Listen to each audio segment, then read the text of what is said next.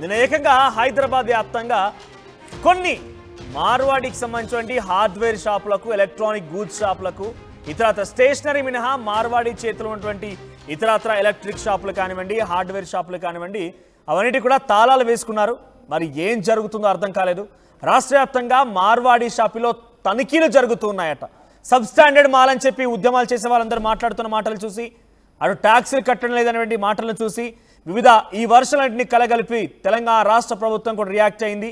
So అందుకే రాష్ట్ర వ్యాప్తంగా ఉన్నటువంటి మార్వాడి షాపులలో తనిఖీలను మొదలుపెట్టింది.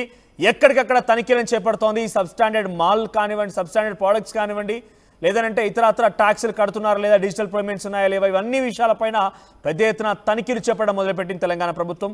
ఇప్పటికే వివిధ ప్రాంతాలు తనిఖీలు కొనసాగుతున్నాయి. వరంగల్లో కూడా జరిగినటువంటి తనిఖీల్లో పలువురిని అదుపులో కూడా తీసుకున్నట్టు తెలుస్తోంది. సో మార్వాడి షాపులపై తెలంగాణ వాసులు దాడులకు కూడా దిగుతున్నారు.